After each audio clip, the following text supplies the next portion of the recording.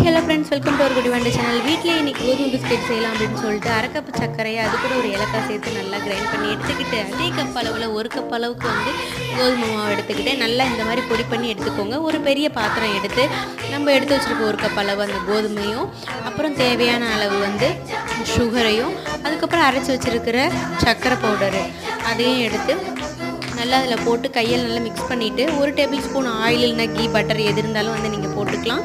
கொஞ்சம் கொஞ்சமாக தண்ணி சேர்த்து பண்ணுங்கள். இல்லை சர்க்கரை போட்டிருக்கனால இலகும்.